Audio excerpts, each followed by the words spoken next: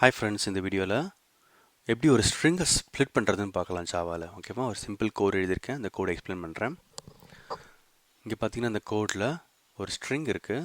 அதில் வந்து மொத்தம் 4 இமெயில் அட்ரஸ் இருக்குது. இதில் வந்து டீலிமிட்டர் பார்த்தீங்கன்னா செமிகாலன் இருக்கும். ஓகேவா, ஸோ இது மாதிரி நிறைய சிச்சுவேஷன் இருக்கும் ஒரு ஸ்ட்ரிங்கை ஸ்ப்ளிட் பண்ணுறதுக்கு உண்டான உங்கள் ப்ராஜெக்டில். ஸோ அது எப்படி ஸ்ப்ளிட் பண்ணுறதுன்னா, ஸ்ட்ரிங் கிளாஸில் ஒரு மெத்தட் இருக்குது ஸ்ப்ளிட்டுன்னு சொல்லி.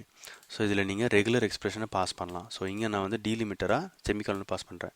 இதுக்கு என்ன அர்த்தம்னா, இந்த ஸ்ட்ரிங்கில் எங்கெல்லாம் இந்த டீலிமிட்டர் இருக்குதோ அதை யூஸ் பண்ணி ஸ்ப்ளிட் பண்ணு அப்படின்றதான் அர்த்தம். ஓகேவா, இப்போ நம்ம டீபக் பண்ணி பார்க்கலாம்.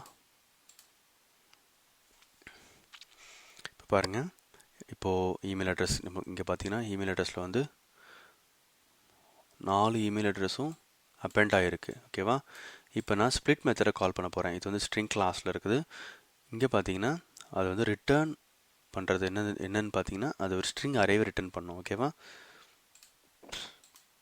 இப்போ நான் F6 ப்ரெஸ் பண்ணோன்னே ஸ்ட்ரிங் அரேயில் அழகாக வந்து 4 இமெயில் அட்ரஸ் அழகாக வந்துடும். ஸோ யூஸிங் டீலிமிட்டர் யூஸ் பண்ணி இது அழகாக ஸ்ப்ளிட் பண்ணிட்டோம். ஓகேவா,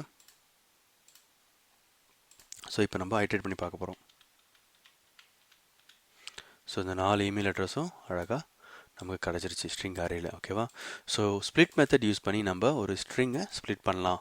டீலிமிட்டரோ இல்லை ரெகுலர் எக்ஸ்பிரஷனோ எது வேணால் நம்ம இங்கே யூஸ் பண்ணி அதை ஸ்ப்ளிட் பண்ணலாம். ஓகேவா, உங்களுக்கு இந்த வீடியோ பிடிச்சிருன்னு நினைக்கிறேன். தேங்க்யூ.